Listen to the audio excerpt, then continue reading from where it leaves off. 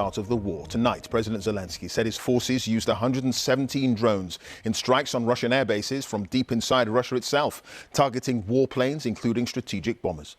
Now, the scale of the operation is remarkable, with the strikes hitting at least 4 airfields from western Russia across to Moscow and reaching the country's far east, thousands of miles from Ukraine.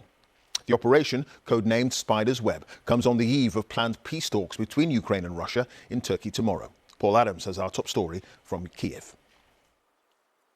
Far from Ukraine's borders, an attack of astonishing audacity.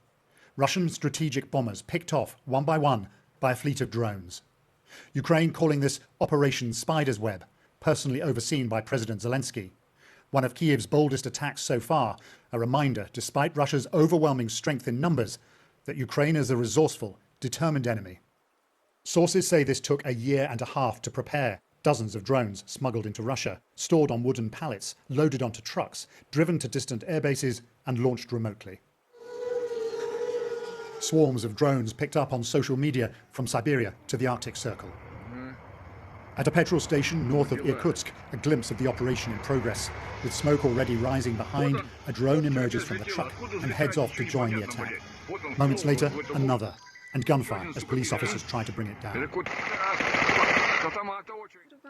Ukraine claims to have done a staggering $7 billion worth of damage and knocked out a third of the planes Russia uses to deliver cruise missiles. Ми розуміємо, з ким маємо справу. We know exactly whom we are dealing with. Not for a single moment did we want this war.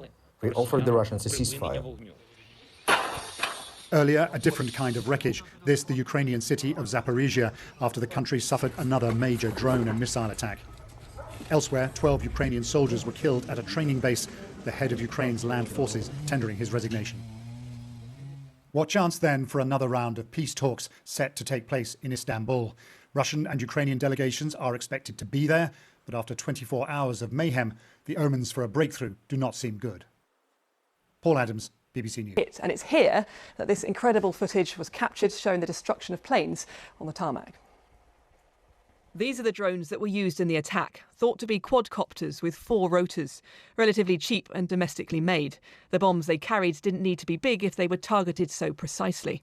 Ukraine says 117 drones were used, each with its own pilot.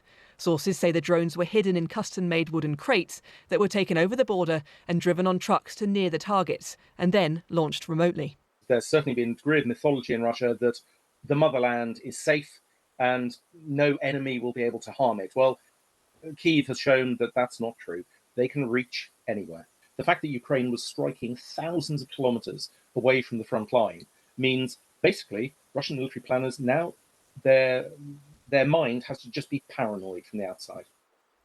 Ukraine says it's destroyed 40 Russian bombers, more than a third of the Russian fleet capable of carrying cruise missiles.